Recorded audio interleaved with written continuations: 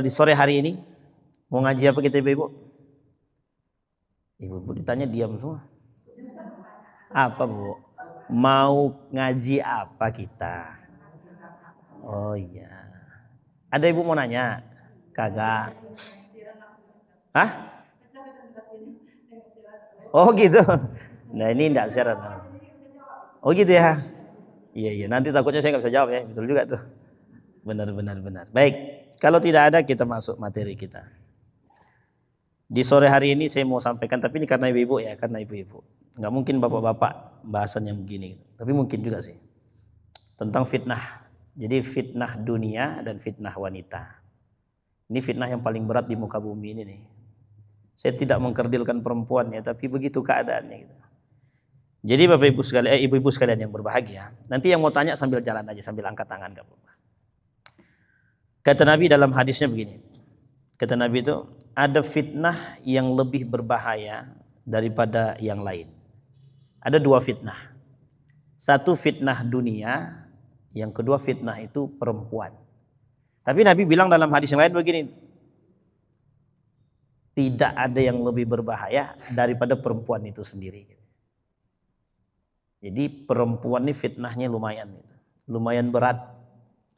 Sampai dikatakan dalam hadis itu, perempuan itu kelak di akhir zaman yang membuat dan menyebabkan suaminya masuk neraka. Karena kedurhakaan sang suami terhadap orang tuanya. Hanya disebabkan perempuan. Meskipun ibunya perempuan, orang tuanya laki-laki perempuan ya, tapi yang menyebabkan seorang suami masuk neraka karena kedurhakaan kepada orang tuanya disebabkan adalah istrinya sendiri. Itu perempuan. Nah, kita mulai dari hadis baginda Nabi Muhammad SAW. Baik Bapak Ibu sekalian yang berbahagia. Apa kata Nabi dalam hadisnya? An Abi Sa'id Al-Khudri radhiyallahu anhu 'anil Nabi sallallahu alaihi wasallam qaal innad dunya hulwatun hadratun wa innallaha mustakhlifakum fiha fayanzuru kaifa ta'malun fattaqud dunya. Kata Nabi fattaqud dunya wattaqun nisa fa inna awwala fitnatin li bani Israil kanat fin nisa. Kita terjemahkan dulu. Dari Abi Sa'id Al-Khudri radhiyallahu anhu anin Nabi sallallahu alaihi wasallam, dari Nabi Muhammad sallallahu alaihi wasallam. Dunia ini manis. Sangat manis sekali. Tapi Allah kemudian mengatakan sesungguhnya Allah menitik beratkan dunia tersebut kepada kalian atau menitipkan. Fayanzur kaifata. Bagaimana kemudian Allah ingin melihat bagaimana orang-orang ini dengan dunia itu bisa melakukan sesuatu. Atau bahasa sederhananya, apa yang Anda lakukan dengan dunia. Kemudian dikatakan oleh Nabi, fattaqud dunya. Ini kalimat ittaqu bukan berarti bertakwa, tapi berarti takutlah. Fattaqud dunya, takutlah kepada dunia. Bahasa sederhananya jauhi dunia. Bahasa sederhananya. Fattaqun nisa, takutlah kepada perempuan. Artinya jauhilah perempuan. Maksudnya apa? Fattaqun nisa, takutlah kepada dunia, takutlah kepada perempuan, takutlah pada fitnah dunia dan takutlah pada fitnah perempuan. Itu artinya. Bukan takut sama perempuan. Kalau takut sama perempuan nggak nikah-nikah nanti deh, kasihan. Tapi yang dimaksud dengan fattaqun nisa, takutlah akan fitnah wanita. Dan itu sekarang yang terjadi di muka bumi ini. Perempuan berlenggak-belengguk sesuka hati dia. Kenapa perempuan hari ini keluar rumah tidak ada yang takut? Karena mereka sadar bahwa mereka akan bisa menundukkan Nabi Adam. Bukan Nabi Adam, kaum Bani Adam ini. Perempuan sekali senyum banyak yang kelepek-kelepek kata bahasa sekarang itu. Itu fitnah. Fa inna awwala fitnati li Bani Israil kanat fin nisa. Fitnah pertama yang menjebak anak Bani Israel itu adalah perempuan. Nah, sekarang kita urai. Apa maksud hadis ini? Maksud hadis ini diperkuat oleh hadis yang lain. Atau diperkuat oleh ayat Al-Quran. Atau hadis ini memperkuat ayat Al-Quran. Boleh dua-duanya. Kata Allah di dalam Al-Quran, Inna auladakum wa amwalakum fitnah. Satu. Inna azwajakum wa auladakum fitnah. Hartamu, anakmu fitnah. Istrimu, hartamu fitnah. Jadi kalau kita garis, anak fitnah, dunia, harta fitnah, wanita fitnah, istri fitnah, suami fitnah. Kemudian ayat yang lain berbicara, dunia ini, kata Allah di dalam Al-Quran itu, la'ibu wa lahwun. Mainan. Cuma dunia itu tempat kita main-main saja. La'ibun permainan. Lahwun melalaikan. Kalau kalimatnya melalaikan, ada kalimat lain di dalam Al-Quran. Dalam hadis Nabi. Kata Nabi dalam hadisnya, la taqumus sa'ah hatta zaharat al-ma'azif wal qainat. Tidak akan terjadi hari kiamat sampai akan nampak, akan diperlihatkan di hadapan kalian, kata Nabi, qainat, biduan-biduan. Wal ma'azif, alat-alat musik yang dimainkan. Berarti tandanya kalau kita cuma bahasanya tekstualitas atau bahasanya teks aja, diperlihatkan di hadapanmu biduan, diperlihatkan di hadapanmu alat-alat musik. Kalau dimaknai tekstual, maka sekarang sudah berada di akhir zaman. Karena sudah banyak alat-alat musik yang ditampakkan. Organ, drum band, gitar, dan lain sebagainya. Piano, itu alat musik. Karena dari alat itu menghasilkan irama. Kalau ini dipahami tekstual. Sekarang bagaimana memahami biduan? Ya memang setiap ada musik, ada band, ada ini mesti ada biduannya. 17 Agustus misalkan. Ini fitnah besar nih. Ini bagi yang sadar tolong diingatin itu. 17 Agustus kemerdekaan, tapi kita kembali ke jahiliyah gitu. Merdeka dalam arti lisan, tapi jahiliyah dalam arti perbuatan gitu. Apa maksudnya? 17 Agustus kita pesta pora, party. Tapi cara melakukan partinya kembali ke masa jahiliyah. Lebih jahiliyah daripada jahiliyah itu sendiri. Kita buat musik, ada organnya. Awalnya dibuka dengan bismillah. Diakhiri dengan doa. Tengah-tengahnya ada yang joget. Ada biduannya. Ada yang minum khamarnya. Ada yang judinya. Ada yang narkobanya. Na'udzubillah. Bahkan uniknya bercampur baur laki-laki dan perempuannya. Dimulai dengan doa, dimulai dengan bismillah, diakhiri dengan doa. Mungkin bisa jadi di tengah-tengahnya ada ceramahnya gitu. Tapi dalam hiburannya justru mengajak kita kepada kejahiliahan. Ini poin pentingnya gitu. Jadi setiap ada organ tunggal, ada bandnya, biasanya ada perempuannya gitu. Karena kalau cuma yang nyanyi laki-laki doang, agak kurang enak. Apalagi. Sampai sini paham ibu-ibu ya. Kita kembalikan. Ini nasihat sebenarnya. Kenapa ini perlu disampaikan? Karena wanita lebih lalai daripada laki-laki sekarang. Ibu-ibu tidak sadar. Perempuan sekarang ini tidak sadar kalau dia sedang diperjualbelikan. Jadi perdagangan wanita namanya. Nah dunia ini sekarang sedang berada dalam perdagangan wanita. Cuman wanitanya nggak sadar kalau diperdagangkan itu. Contoh. Perempuan ada namanya yang bukan yang di mobil-mobil itu. Yang perempuan yang jaga apa namanya? PSG. PSG pula. SPG. Coba apa kaitannya mobil dengan wanita itu? Apa kaitannya mobil dengan wanita seksi? Apa kaitannya? Kalau nggak ada wanitanya orang nggak mau lihat mobilnya. Kalau ada wanita seksinya, orang datang setidaknya dia lihat mobilnya. Meskipun tujuan utamanya adalah wanita. Cuman kan perempuan nggak sadar. Miss Universe misalkan. Sama itu sebenarnya penjualan alat tubuh wanita, perdagangan. Cuman mereka nggak sadar itu. Mereka bahagia lo bisa tampil seksi. Kenapa? Rokok, sales-sales rokok yang keliling-keliling. Perempuan juga pakainya seksi, tapi kerudung. Ini disebut dengan berpakaian tapi telanjang. Sampai di sini paham ya? Ini fitnah perempuan, ini belum masuk nih. Ini baru cuma depannya doang nih gitu. Belum sampai dalam-dalamnya gitu. Ternyata fitnah perempuan ini di mana? Di mana-mana dalam rumah kita bahkan ada. Kadang kita nggak sadar tuh suami kita sedang ngapain gitu. Rupanya ada perempuan lain karena na'udzubillah. Ngapain dia dengan perempuan lain? Adakah hak dia dengan perempuan lain atau bagaimana? Kita nggak tahu. Na'udzubillah, tsumma na'udzubillah. Kita kembalikan dulu. Baik, maka kata Nabi, fattaqud dunya. Nanti kita kesampingkan dunianya. Fattaqun nisa. Jauhi oleh kalian perempuan. Maksudnya jauhi fitnahnya, takutlah terhadap fitnah perempuan. Laki-laki punya uang, laki-laki punya kekuasaan. Dan dia punya iman. Dengan iman dia nih, dia bisa mempertaruhkan kekuasaan dia. Dia bisa mempertaruhkan jabatan dan hartanya. Tapi dengan perempuan, itu yang sulit. Kalau ditawarkan dengan harta, masih aman dia, masih oke. Ditawarkan dengan kekuasaan, mungkin dia masih kuat. Tapi kalau yang menggoda, yang menawarkan itu perempuan, sekali selamat 2 kali, selamat 3 kali, menyimpang dia. Paham maksudnya BPB? Paham maksud saya ini? Jadi ibu harus berhati-hati. Berarti kami harus bagaimana dengan suami kami, Ustaz? Cemburu itu penting. Tapi cemburu buta keterlaluan. Nggak boleh cemburu buta, nggak boleh.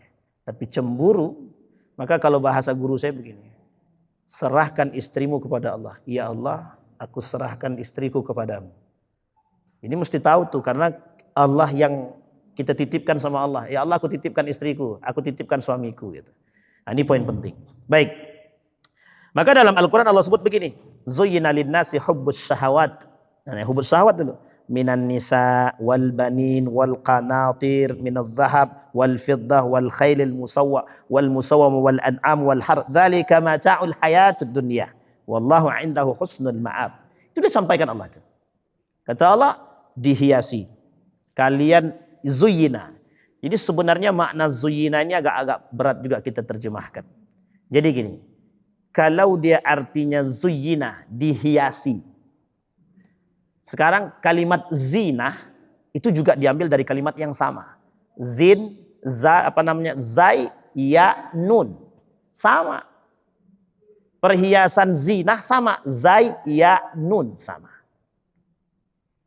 Sekarang nih ibu-ibu mau jadi apa kalian? Gitu aja bahasanya. Mau jadi hiasan terindah atau hiasan terburuk? Itu aja. Nah perempuan itu dia. Kalau pengen jadi hiasan terindah maknanya zinatun. Artinya apa zina itu? Zinatun. Bisa artinya apa? Indah. Perhiasan itu indah apa tidak? Zinatul hayatid dunia. Perhiasan dunia. Tapi bisa menjadi perhiasan akhirat. Ya tergantung iman sudah. Seorang istri di rumah itu bisa jadi pengajak kepada neraka, bisa jadi ngajak kepada surga. Tinggal pilih aja jalannya. Jadi ibu-ibu nih di rumah itu gerbang di antara 2 gerbang. Ibu mau gerbang kemana? Mau ngajak suami ibu ke neraka atau ke surga? Itu tergantung. Apalagi sekarang nih akhir zaman itu. Ras terkuat. Tahu ras terkuat maksud saya kan? Itu mesti ibu-ibu itu sudah. Sekarang tuh paling banyak laki-laki takut dengan istri. Ayo kita main badminton. Ntar aku izin sama bini aku dulu. Main badminton aja izin sama bininya. Nggak apa-apa, izin bagus itu. Masalahnya kalau tak dapat izin nggak jadi berani keluar, itu yakin saya itu. Itu bukan mereka, saya juga begitu. Loh itu sebenarnya. Tapi kan itu menghargai istri Ustaz. Betul, itu menghargai. Menghormati, betul. Tapi ada yang lebih parah daripada itu. Segala sesuatu kebaikan itu. Nah, artinya ibu-ibu sekalian yang berbahagia. Di akhir zaman itu. Ada kesempatan terbesar bagi ibu-ibu mengajak suami ke surga. Kenapa? Karena di akhir zaman itu ras terkuat wanita. Banyak suami-suami yang takut dengan istri. Kalau bahasa sederhananya banyak suami-suami menghormati dan menghargai istri. Nah, itu bahasa lebih halus tuh. Artinya apa? Ketika posisi ini sedang berada di tangan ibu-ibu, ibu-ibu punya kesempatan atau memanfaatkan kondisi ini untuk mengantarkan suami dan anak-anak ke surga. Bukan justru sebaliknya. Justru mengantarkan mereka ke dalam neraka. Na'udzubillah, tsumma na'udzubillah. Baik. Maka kalimatnya kita coba. Zai, ya, nun. Perhiasan. Zina, orang-orang bezina, kalimatnya juga diambil dari situ. Zal, ya, nun. Apa kata Allah dalam Al-Quran itu? Az-zani waz-zaniyatu fajlidu kulla wahidin minhuma mi'ata jaldah. Zanin. Zanin. Pelaku zina. Apa arti pelaku zina di sini? Nah, sekarang kita artikan apa arti zina itu? Menghiasi diri dia dengan kemaksiatan. Itu artinya zina. Tapi apa arti dengan zina yang sesungguhnya yang diartikan perhiasan itu? Ternyata dimaknai oleh para ulama zina yang dibarengi dengan iman. Maksudnya apa? Perhiasan. Jadilah Anda perhiasan yang mengkilau di rumah dengan iman. Tapi kalau Anda tak bisa menjadi wanita yang menjadi perhiasan dengan iman, maka Anda akan menjadi kotoran yang menghiasi rumah. Itu bahasanya.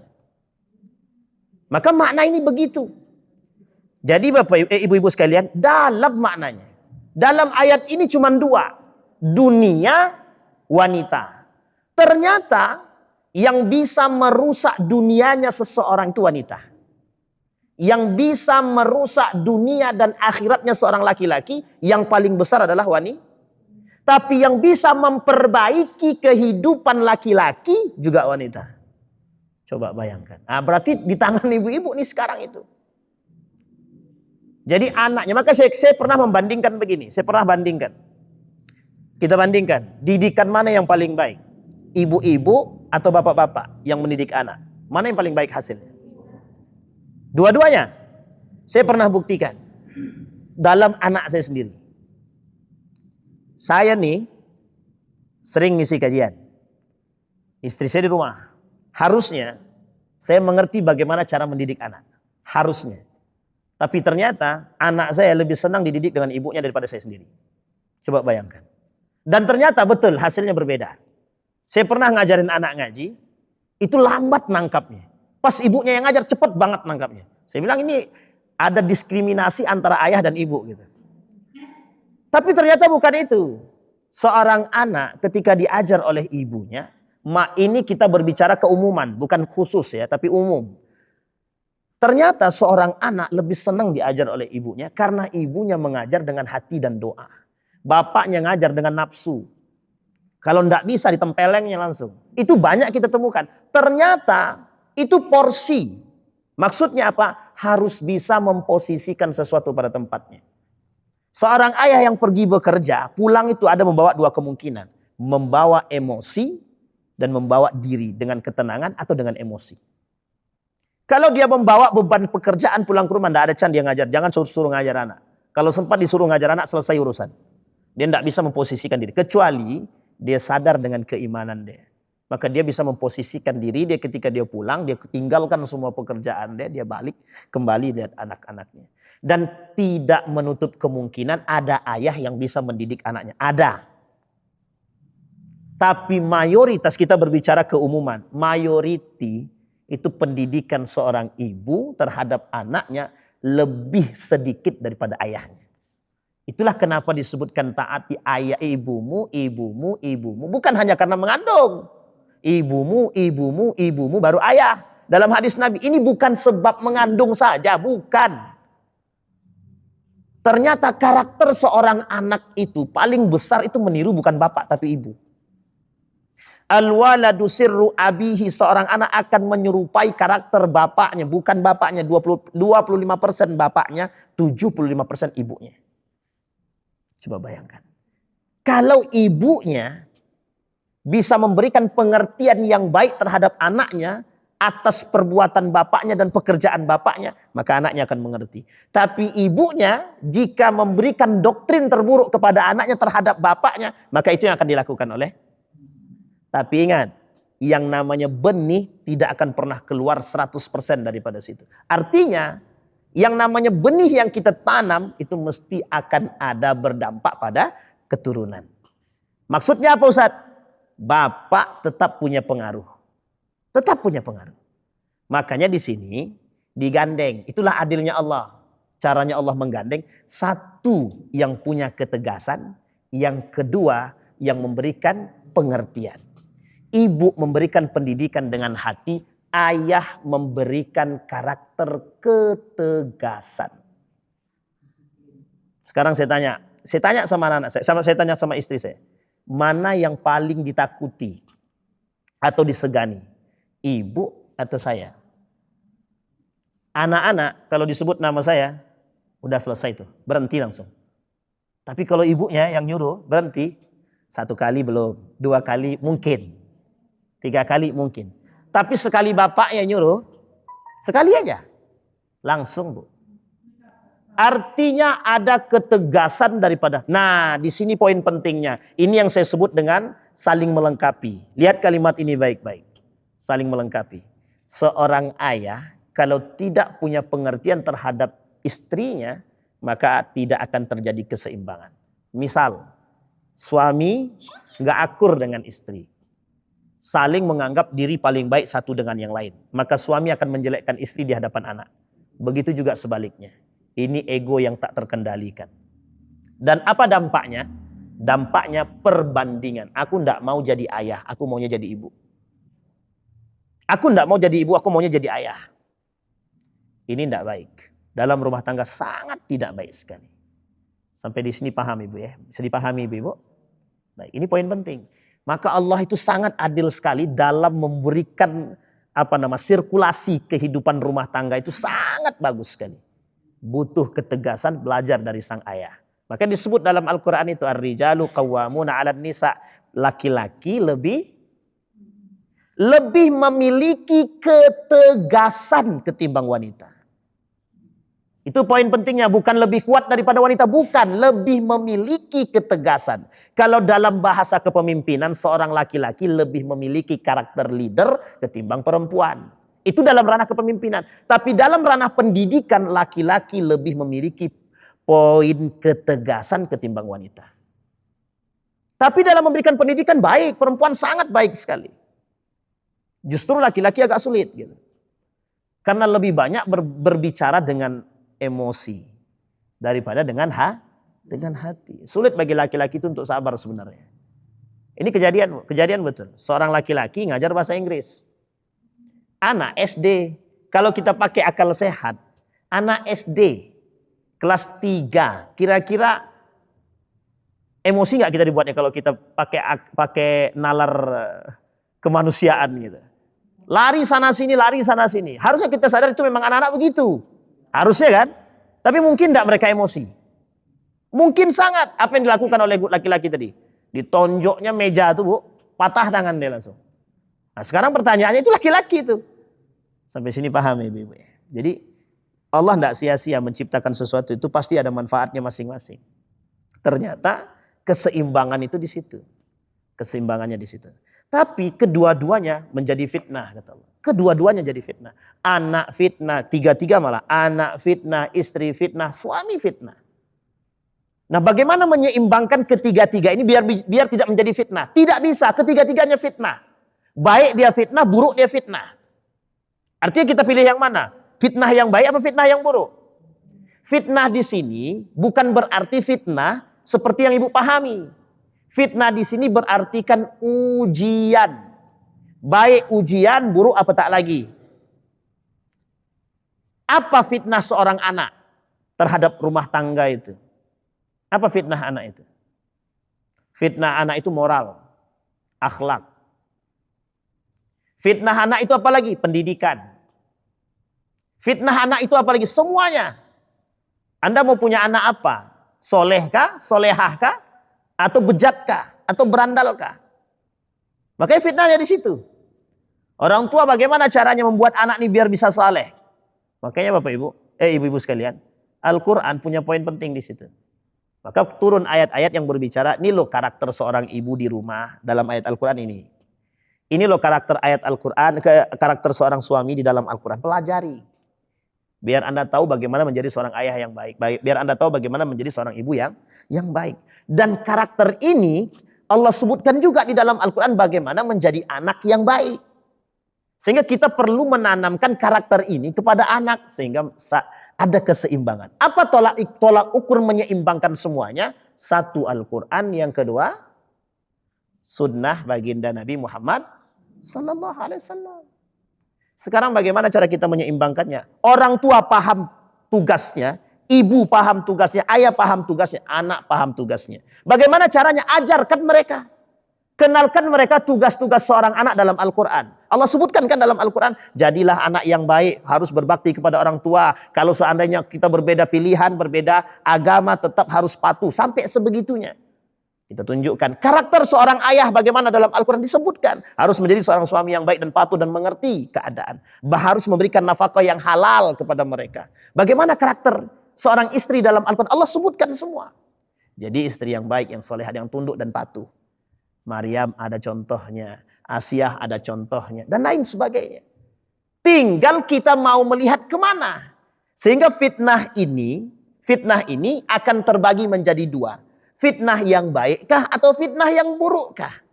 Kalau fitnah yang baik, maka kita harus beristiqamah dengan itu. Tapi kalau fitnah yang buruk, kita akan menghadapi dua hal. Satu, kita harus berusaha memperbaikinya, atau yang kedua kita akan terjerumus dalam keburukannya. Sampai di sini paham ya Ibu? Ini fitnahnya. Sekarang saya tanya, kita rujuk ke dalam rumah tangga. Apakah yang saya katakan tadi dialami oleh ibu-ibu semua? Jelas. Kenapa kok kencang benar bilang jelasnya? Kan begitu. Saya kira bukan hanya ibu-ibu saja, begitu juga kami. Kita semua. Kenapa kita berani katakan kenyataan? Tapi tanpa mau memahami sebenarnya sudah tertulis di dalam Al-Quran dan hadis Nabi. Karena kita berumah tangga tidak merujuk kepada Al-Quran dan hadis. Kami waktu nikah tuh ada bimbingan nikah. Iya, bimbingan nikah cuma 15 menit. Hanya sebagai formalitas, selesai. Habis itu pulang.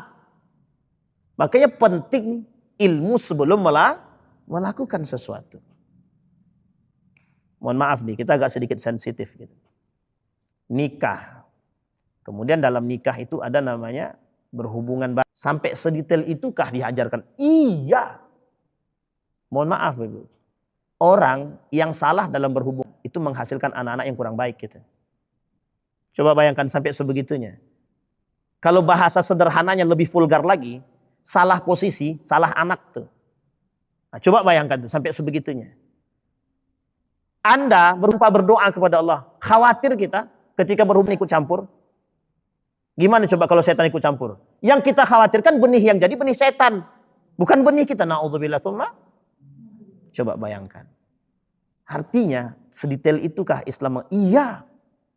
Islam begitu detailnya, Pak. Makanya di rumah kita dibumbuilah dengan sunnah-sunnah Nabi. Yuk masuk kamar mandi pakai doa ya. Tidurnya pakai doa ya. Hadapnya gimana ya? Coba, kenapa kita harus tanamkan itu? Hanya ingin mengusir setan-setan itu biar tidak masuk dalam tubuh kita. Itu bahasa sederhana. Tapi bahasa lebih dalamnya bagaimana menanamkan kecintaan kepada Nabi. Ini kebetulan Maulid Nabi kan. Kecintaan terhadap Nabi melalui sunnah-sunnahnya. Siapa yang tadi ibu-ibu masuk kamar mandi, udah mandi semua nih? Belum? Yang sudah mandi, yang tadi masuk kamar mandi pakai kaki kiri. Pakai kiri semua ya? Keluarnya? Doa nggak? Yang nggak doa angkat tangan. Mesti nggak mau kan? Malu kan? Coba. Sepele kan? Sepele. Tadi siapa yang pakai sendal, pakai sepatu yang mendahulukan kaki kanan? Siapa yang tadi pasang sendal pakai kaki kanan? Atau kaki kiri dulu? Itu sederhana loh, sunnah itu. Tapi sederhana sekali itu. Sampai sebegitunya diajarkan. Siapa yang tadi duduk sebelum duduk itu, sebelum bersila ini, yang duduknya seperti perempuan. Nah, tenang. Ini saya nggak nyindir, terang. Tapi perlu dipahami itu sunnahnya begitu. Nah, ini bukan dalam karakter, bukan ini dalam ini. Tapi ini poin gitu. Jadi ibu-ibu, ini saya ambil poin ya, fitnahnya begini. Sampai mereka bilang begini. Iya, kalau kesemutan itu lanjut tuh, Bu. Jadi bahas sesuatu yang menyebabkan kita tidak bisa melakukan sesuatu itu dengan senormal mungkin tidak usah dikaji, Bu. Karena itu sudah hal-hal yang sangat lumrah itu dalam kehidupan. Jadi satu hukum yang tidak bisa kita lakukan dengan cara yang normal, itu kita bisa melakukan dengan cara yang tidak normal. Itu tidak ada masalah itu. Nah, itu nggak usah diperdebatkan itu. Yang kita perdebatkan adalah kenapa dalam kondisi normal Anda nggak bisa melakukan itu. Itu yang perlu kita perdebatkan gitu. Sampai sini paham Ibu ya. Artinya sekian banyak sunnah dalam kehidupan berumah tangga, tapi seberapa banyak yang kita lakukan. minum tangan kanan. Masih banyak loh minum yang dengan tangan kiri. Ngambil makan, makan sambil berdiri. Masih banyak loh. Dan itu setiap gerak kita dalam rumah itu menghasilkan sunnah dan berpahala. Gitu ya, ibu-ibu ya. Nah, masang kerudung, pakai baju. Apa doa pakai baju? Nggak usah doa yang lain dulu, doa pakai baju. Bismillah aja kan, alhamdulillah lah kalau dah sangat banget tuh, alhamdulillahnya pakai bismillahnya tuh. Daripada nggak sama sekali kan. Tadi siapa yang ngacak pakai bismillah, coba angkat tangan ibu-ibu. Nggak mau, jangan angkat tangan bu, malu. Pakai bismillah tadi. Allahumma inni, apa doanya? Allahumma hassanta khalqi fahassin khuluqi. Ada yang berdoa begitu? Itu paling sederhana tuh, doa yang paling sederhana Pak. Masih ada doa yang paling panjang sekali itu. Ya Allah, aku cantik enggak ya? Pas tengok di kaca kan. Itu fitnah itu. Ketika seorang perempuan melihat kaca dan dia katakan, ya Allah, apakah aku cantik? Tanpa ada tambahannya. Itu fitnah itu. Harusnya ada tambahannya. Ya Allah, betapa cantiknya ciptaanmu dan seharusnya aku harus memiliki akhlak yang secantik diriku. Itu arti doanya begitu. Kadang kan kita lupa dengan, yang penting kami doa Ustaz, yang penting bismillah ya. Nah, ini poin penting. Sunnah dalam rumah tangga sederhana bu, sederhana sangat. Kita tidurnya bagaimana, mandi kita seperti apa, minum kita seperti apa, makan kita seperti apa. Bahkan kalau kita tarik-tarik lagi sunnah-sunnahnya, sampai kita harus lihat, oh makanan kita yang sunnah tuh begini. Tapi kan itu sunnah. Lah pertanyaannya, kalau tidak sunnah kita pakai yang mana? Yang wajib? Tidak ada.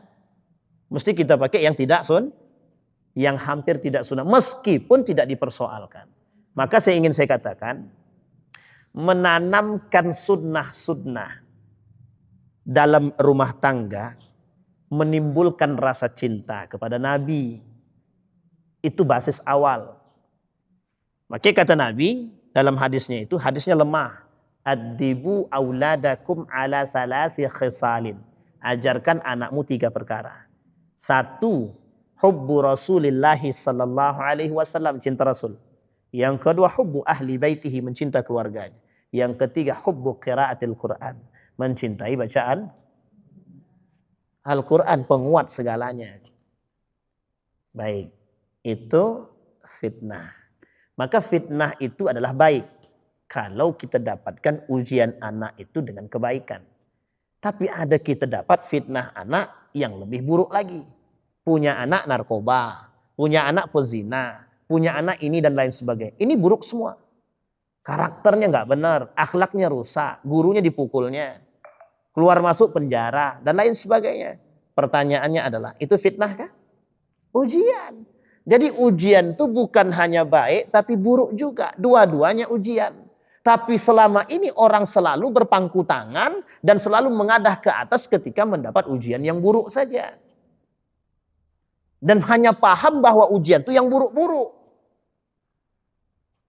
Tapi tidak pernah berpaham bahwa ujian yang baik-baik juga ujian. Baik. Maka Allah sebut, inna auladakum wa azwajakum fitnah. Anakmu, istrimu fitnah. Sampai sini paham ibu-ibu ya? Baik, kita kesampingkan fitnahnya anak. Sekarang kita masuk fitnah yang hakiki, yang sesungguhnya. Tadi ada 2 kan, fitnah dunia dan fitnah wanita. Sekarang kita tinjau fitnah wanita itu. Kita tinjau. Zuyyina lin-nasi hubbus syahawat, cinta syahwat. Minan nisa, pengaruh pertama perempuan. Sekarang kita lihat syahwat wanita. Wanita syahwat. Ini bagi siapa? Bagi laki-laki. Sekarang perhatikan. Berapa banyak propaganda wanita terhadap laki-laki di dunia ini? Bukan berapa banyak, seberapa luas. Sangat luas sekali. Kenapa begitu Ustaz? 1, Nabi bilang dalam hadisnya, jumlah perempuan di akhir zaman lebih banyak daripada laki-laki. Artinya syahwat akan lebih berkuasa. Yang kedua, perzinahan itu akan lebih tersebar. Kenapa? Wanitanya lebih banyak. Sekarang saya tanya, kalau laki-lakinya lebih banyak, Apa yang terjadi? Tidak disebutkan Nabi. Dan ini tidak berlaku sebaliknya. Ternyata kekhawatiran Nabi terhadap perempuan lebih. Makanya hati-hati.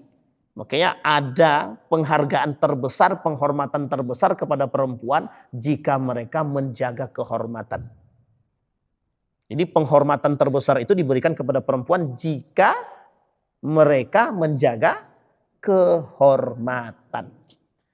Sekarang berapa mudahnya perempuan menampakkan auratnya. Nah, sekarang kita berbicara tentang syahwat.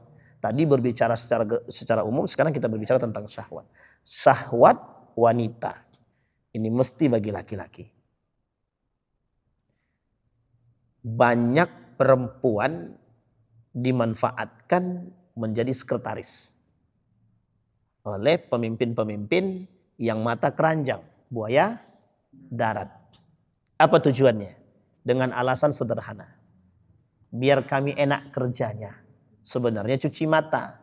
Cuma perempuan tidak sadar. Perempuan nggak sadar. Kadang di dalam ruangan karena dia sekretaris, ada pimpinannya, dalam ruangan berdua, laki-laki perempuan. Tapi kan ini urusan pekerjaan. Maaf. Oke. Tapi Anda harus sadar. Dan Anda harus paham bahwa Anda perempuan. Setan bisa berbuat kapanpun dia pengen. Khulwat itu hukumnya apa? Haram. Di tempat yang terbuka dan tertutup. Haram.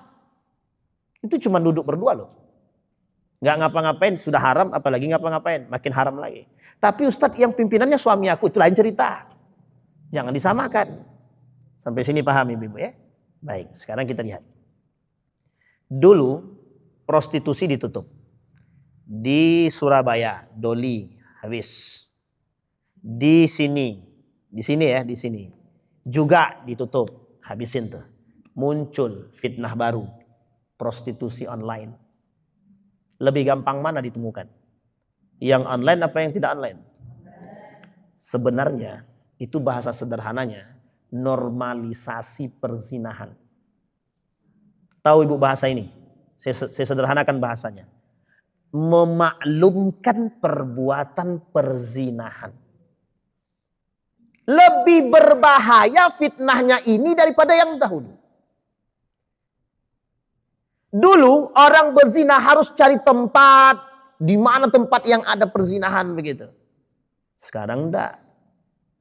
Uniknya sekarang mengatakan kepada dunia enggak perlu Anda cari tempat untuk berzina. Kata Nabi di akhir zaman itu kalian akan temukan, kata Nabi, la taqumus sa'ah hatta tazhar bainakum an-nikahu fit tariq. Tidak perlu kalian cari tahu, kata Nabi. Kelak di akhir zaman orang akan berzinah di tengah jalan bak binatang, kata Nabi.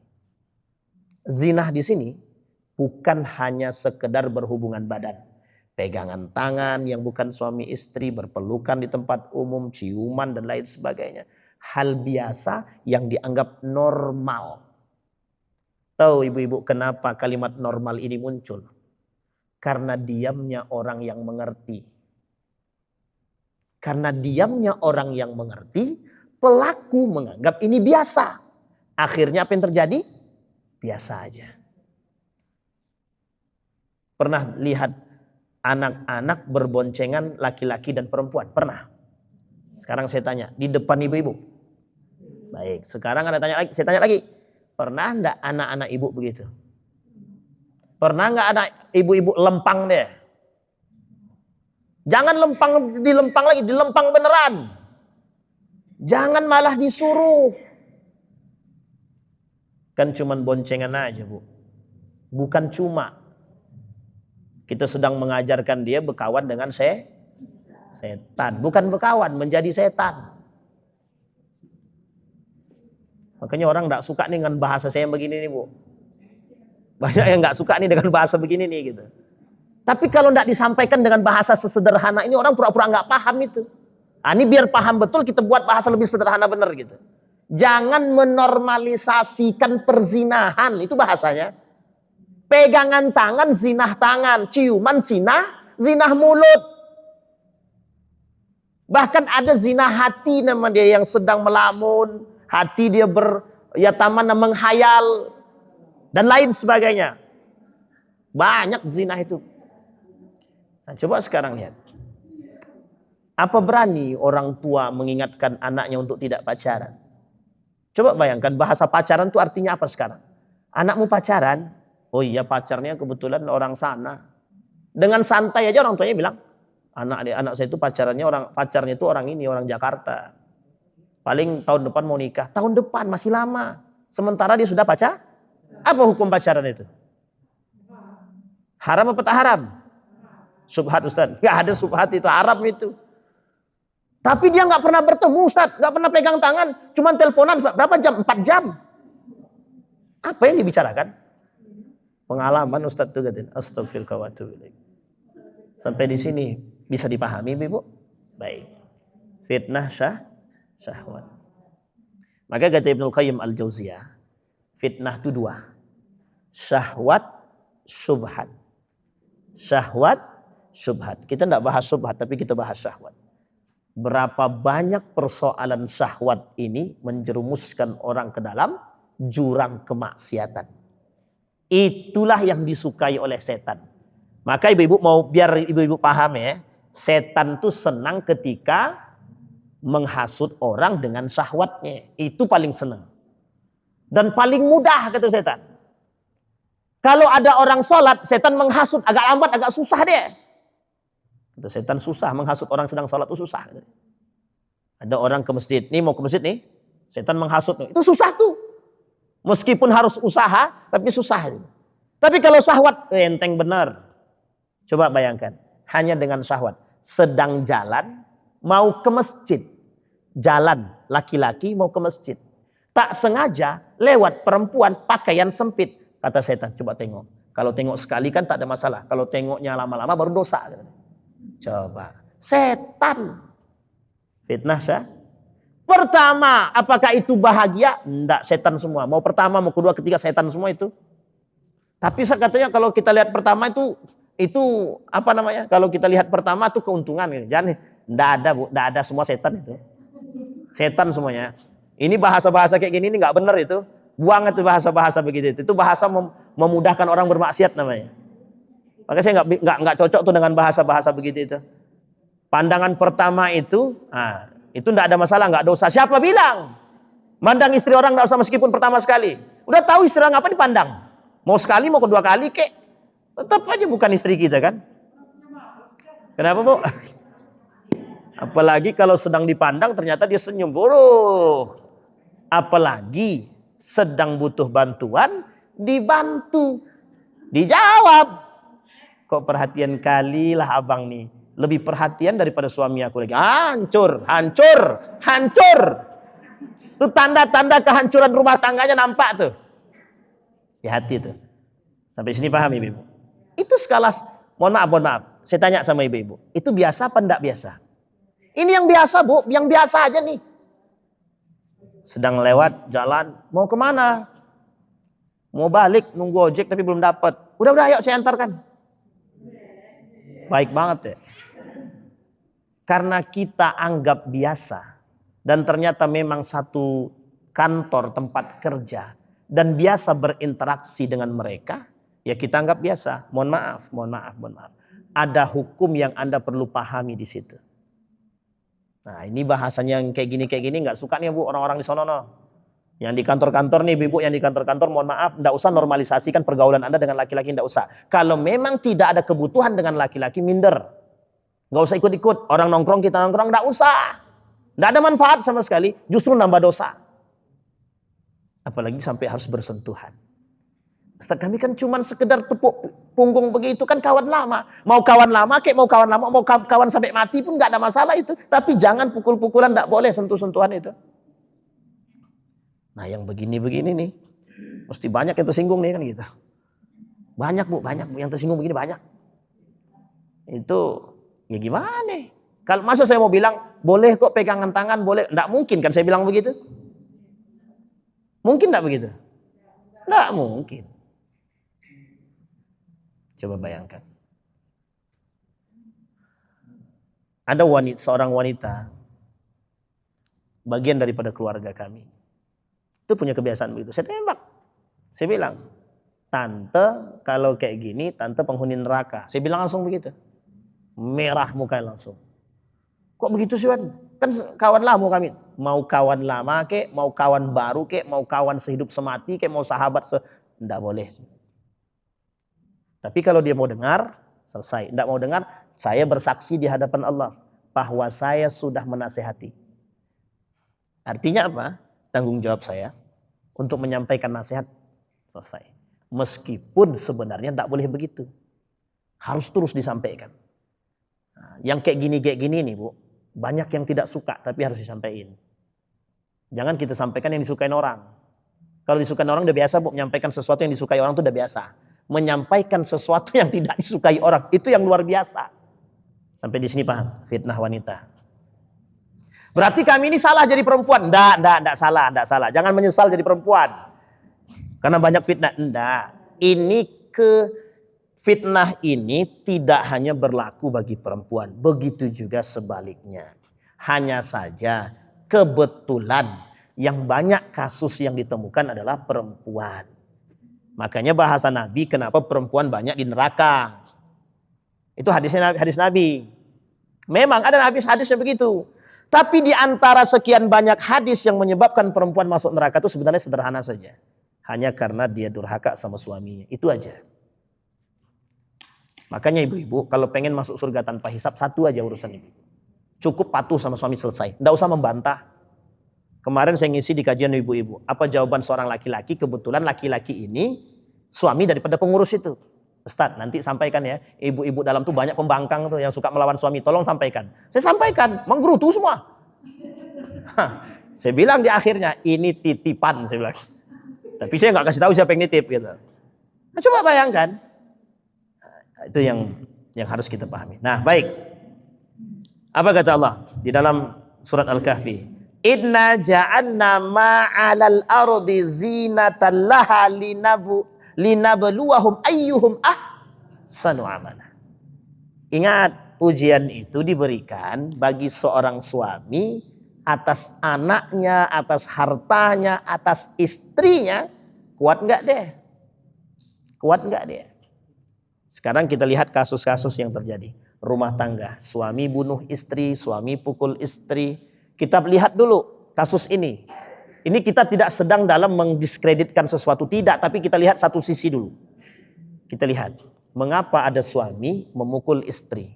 Mengapa ada suami menceraikan istri? Mengapa ada suami berselingkuh terhadap wanita lain atas istri dia sendiri?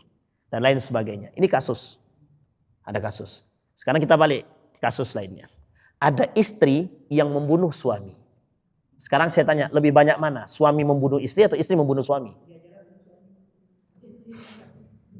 Lebih banyak mana? Istri membunuh suami atau suami membunuh istri? Dua-duanya kita temukan. Dua-duanya kita temukan. Baik, tapi lebih sering kita dengar seorang suami membunuh istri. Sekarang kita perhatikan. Kita ambil satu kasus. Mengapa suami membunuh istri? Pertanyaan besar. Titik. Sekarang kita cari tahu alasannya. Satu, bisa jadi dia sudah capek dengan istrinya yang suka ngomel-ngomel.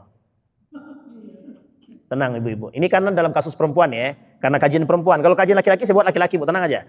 Tapi kasusnya perempuan. Bisa jadi istrinya suka ngomel-ngomel, capek. Dia pulang kerja, istrinya ngomel-ngomel. Kemudian apa yang dilakukan oleh suaminya? Udahlah. Yang kedua, bisa jadi suaminya dituduh selingkuh. Yang ketiga, bisa jadi istrinya mencederai hatinya atas orang tua suami. Atau bahasa lainnya, si istri ini nggak suka sama orang tuanya. Yang ketiga, yang keempat, bisa jadi perempuan ini minta duit, laki-laki ini nggak punya duit. Yang kelima, bisa jadi kerjaan perempuan ini berhutang. Dan banyak sekali kasus yang terjadi. Sekarang saya tanya, mengapa orang-orang seperti ini bisa melakukan demikian? Mengapa, Bu? Satu saja, pusat masalahnya cuma satu. Kurang iman. Masalahnya cuma satu, iman. Di mana letak imannya? Di luar, di masjid, dalam rumah hilang. Seorang suami yang beriman sekuat apapun istrinya ngomel, ambil masuk telinga kanan, dikeluarkannya balik. Sampai sini paham ibu-ibu? Itu kalau punya iman. Dan harusnya yang punya iman dua-duanya, bukan hanya lakinya doang. Tapi bayangkan kalau istrinya punya iman. Kalau dua-duanya punya iman, apa yang terjadi? Saling berkomunikasi dan kembalikan asal masalah, mesti saling memaafkan satu dengan yang lain. Coba bangun itu dulu gitu. Nah ini fitnah yang besar. Nah fitnah terbesar dalam rumah tangga itu tidak adanya iman baik anak, orang tua ataupun istri tidak punya iman, suami tidak punya iman, anak tidak punya iman, hidupnya mewah, harta yang mereka miliki tidak akan membuat mereka bahagia sedikit pun. Boleh Bapak Ibu tanya, ibu-ibu tanya orang yang kaya, yang anaknya nggak pernah ke masjid, suaminya nggak pernah ke masjid, istrinya nggak pernah berbaur, tanya hidup mereka bahagia nggak? Kalau mereka katakan bahagia cuma di lisan, bukan di hati. Kenapa Ustaz saya yakin itu? Sangat yakin sekali. Karena Allah tidak pernah dusta dan Nabi nggak pernah bohong itu. Karena kebahagiaan itu bukan diukur dengan materi, tapi diukur dengan kapan waktu kalau kita ketemu, kita bahas tuh. Model karakter rumah tangga dalam cerminan para nabi. Itu tahu, nanti akan kelihatan itu. Begitu Ibu. Ada pertanyaan? Nggak ada, alhamdulillah. Udah habis dah, apa lagi? Oh, baik. Yang mau nanya silahkan. Kalau nggak kita tutup. Astagfirullah. Astagfirullah banyak. Baik, kita bahas satu-satu. Nanti kalau nggak cukup kita sambung, kalau Allah izinkan kita ketemu, kita bahas. Kalau nggak ketemu berarti dibahas sama ustadz yang lain. Banyak Bu, itu pertanyaan tuh. Iya. Oh, iya. Ada. Baik. Ini, baik. Tanya dong Ustadz, boleh silahkan. Udah kayak gaul banget dia pakai kertas begini ya. Udah kayak Ustadz Abdul Somad aja pakai tanya-tanya begini. Pasangan suami istri selingkuh sampai berbuat zina, ketahuan istrinya. Dan istrinya memaafkan. Apakah hukumnya dalam Islam? Karena dia sudah bersama lagi. Baik. Sekarang kita ambil dulu poin pertama. Suami istri selingkuh sampai berbuat zina, ketahuan istrinya. Ini pertanyaannya aneh nih, masuk suami istri berzina ketahuan sama istrinya kan? Suaminya selingkuh sampai berbuat zina, ketahuan sama istrinya gitu itu ya. Sekarang pertanyaannya, Ibu tanya apa dulu? Hukum dalam Islam. Pertanyaan hukum dalam Islam, dosa tetap dosa. Tapi Ustadz istrinya memaafkan, istri dia memaafkan.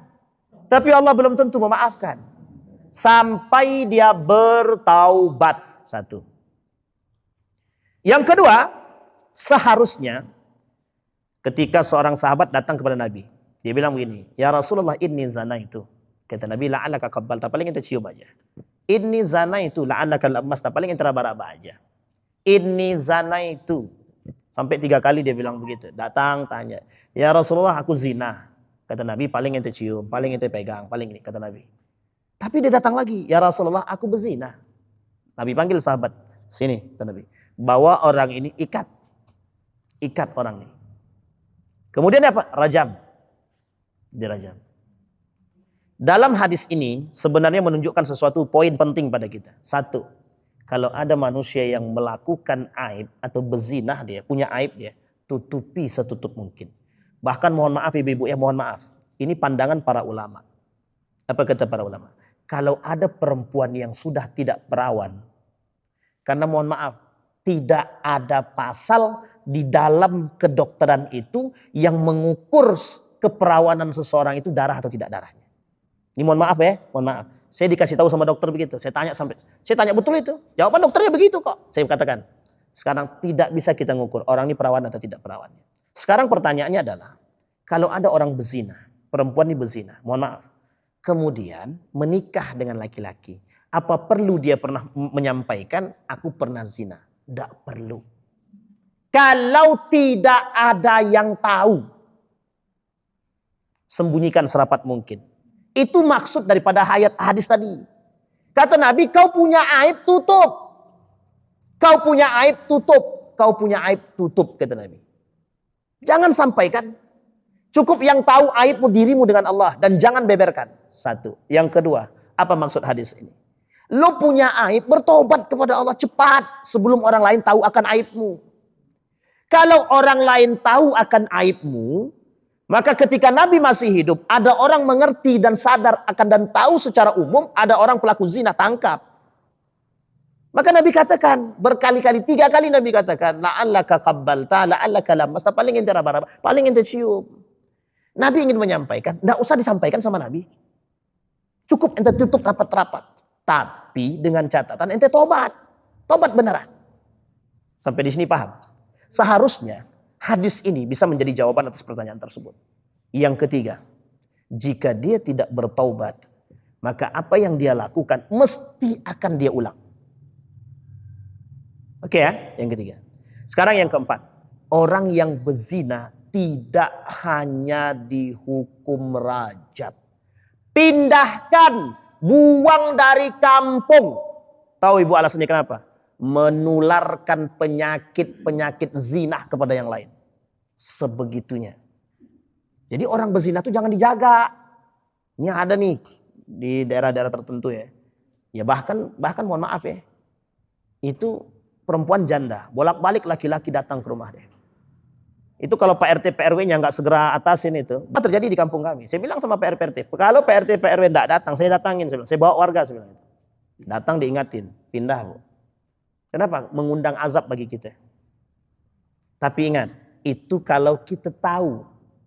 Kalau kita tidak tahu, maka pelaku zina ini bertaubatlah. Dan tutup rapat-rapat perzinahanmu. Dan jangan berbuat. Itu yang terbaik kata Imam Ahmad bin Hanbal.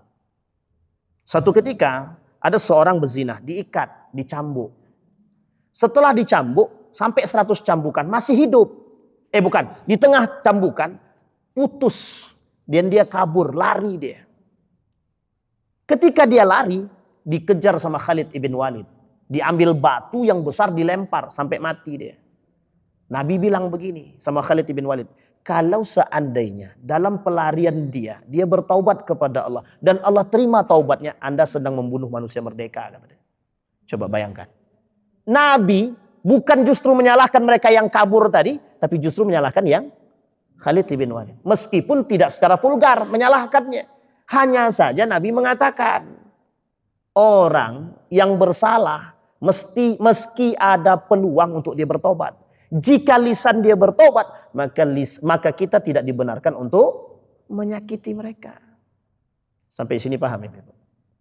Ini jawaban sebenarnya. Jawaban. Artinya, jika tidak ada yang tahu dan istrinya memaafkan dan dia bertobat husnul taubah, yang pertama yang harus dia lakukan taubat. Dan istrinya memaafkan atau dia meminta maaf kepada istrinya, dia memaafkan. Ada hal lain yang harus dia lakukan. Dia harus meminta maaf kepada wanita yang dia zinahi. Dan wajib hukumnya bertanggung jawab atas apa yang dia buat. Pertanyaan adalah, apakah istrinya mau? Itu yang harus kita mau. Kalau hanya sekedar memaafkan, oke.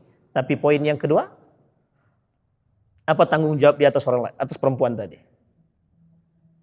Oh, kami nafkahi aja Ustaz, tapi tidak saya nikahkan. Apa jawaban perempuan tadi?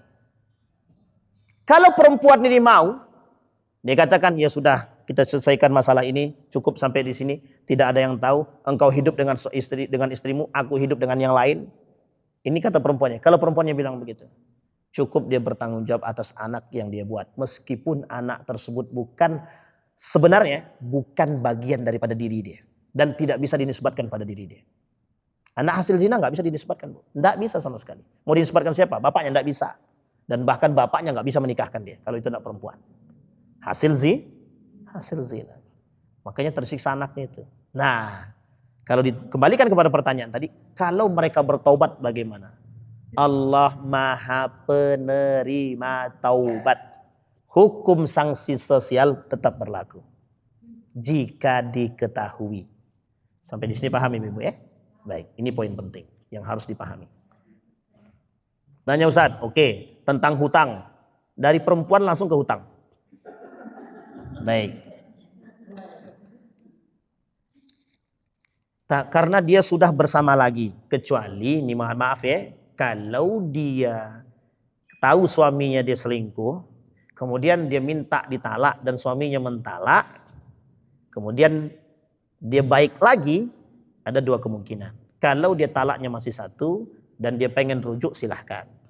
Tapi kalau talak dua, harus bertemu keluarga dan nikah kembali. Paham ya? Kalau dia tidak nikah kembali, maka dia zina. Dia berzina. Itu yang harus dipahami. Bagaimana hutang piutang dalam Islam? Ini panjang nih. Ini pertanyaannya umum banget dan panjang sekali. Hutang piutang dalam Islam, secara umum saya kasih tahu. Bolehkah berhutang dalam Islam? Mubah bisyarti. Mubah boleh dengan syarat. Yang paling banyak dipegang para ulama, sebaiknya nggak usah berhutang. Maka hukum hutang itu, berhutang itu, pada poin kedua yang saya pegang, makruh.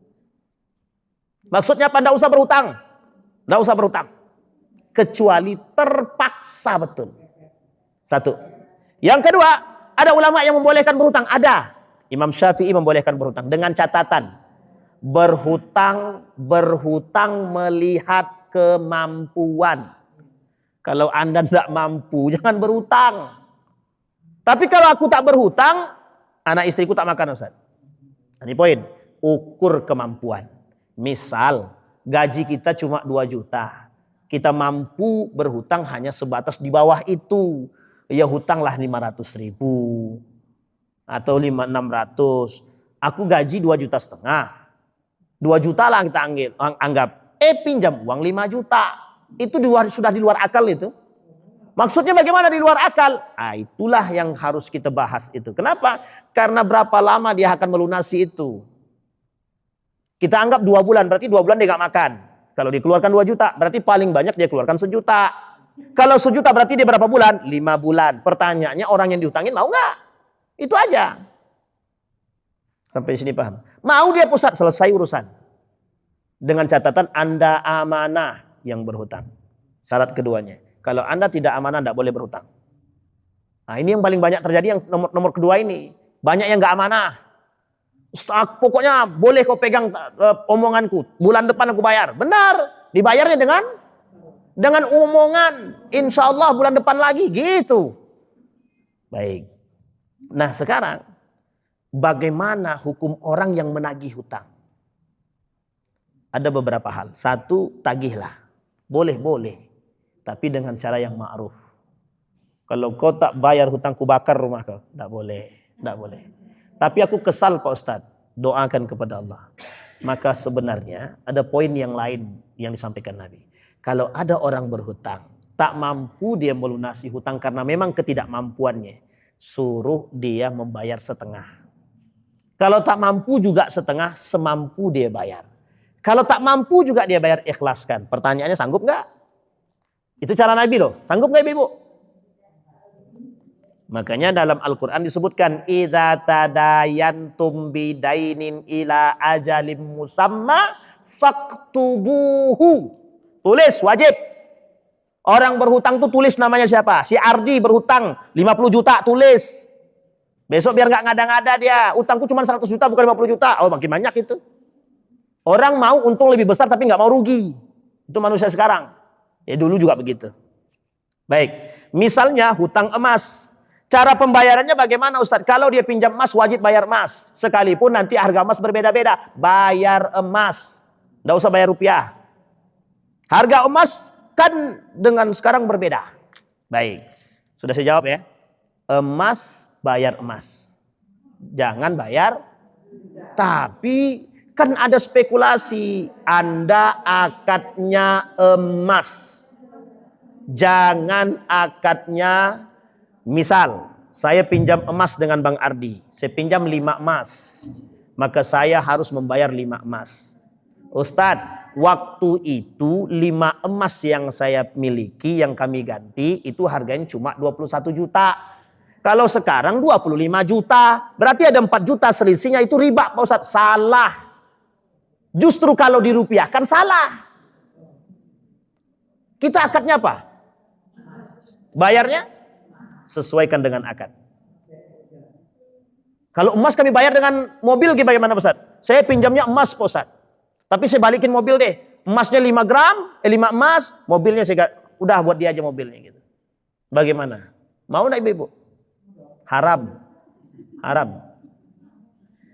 Jangan mau lebihnya doang, rugi nggak mau. Enak aja. Maunya untung nggak mau rugi. Baik. Itu kata Dr. Erwandi Termizi. Kalau ada orang maunya untung nggak mau rugi, kata Dr. Erwandi Termizi, maunya untung tapi nggak mau rugi. Gitu. Itu kebangetan orang itu. Dan itu karakter manusia begitu. Baik ibu-ibu, ini jam berapa? Terkejar nggak? Terkejar ya? Terkejar ya? Kita cukup dulu ya. Kapan waktu kalau ketemu lagi dengan izin Allah. Aku saya tidak terkejar, saya agak digobah agak jauh maghrib. Ini saya simpan dulu pertanyaannya. Kapan waktu kita bahas, insya Allah. Saya kira itu saja. Mudah-mudahan ada manfaat buat kita semua. Mudah-mudahan bisa menjadi pengingat bagi kita. Insya Allah kita menjadi orang-orang yang husnul khatimah. Dan perhatikan baik-baik rumah tangga kita agar anak-anak, suami, istri kita, suami-suami kita menjadi tempat kita untuk membangun rumah tangga yang sakinah, mawaddah, warahmah, yang diridai oleh Allah. A'udzubillahi minasyaitonirrajim. Bismillahirrahmanirrahim. Hamdas syakirin, hamdan naimin. Hamda yuwafi ni'amahu wa yukafi'u mazidah. Ya Rabbana lakal hamdu kama yanbaghi li jalali wajhikal karim wa azim sultanik. Allahumma salli ala Muhammad wa ala ali Muhammad. Allahumma faqihna fid din wa 'allimna at-ta'wil. Allahumma ansur man nasara ad-din wa khdzul man khadzal muslimin. Allahumma arina al-haqqa haqqa warzuqna ittiba'ahu wa arina al-batila batila warzuqna ijtinaba. Allahumma ansur man nasara ad-din wa khdzul man khadzal al-muslimin. Allahumma ansur ikhwanana al-mujahidin fi Palestin wa fi Gaza wa fi kulli makan. Allahumma dammir al-yahud. Allahumma ahlikil kafarata wal mubtadi'atul musyrikin a'da'aka a'da'ad din. ربنا هب لنا من الصالحين ربنا هب لنا من أزواجنا وذرياتنا قرة أعين وجعلنا للمتقين إماما ربنا آتنا في الدنيا حسنة وفي الآخرة حسنة وقنا عذاب النار والحمد لله رب العالمين. السلام عليكم ورحمة الله وبركاته.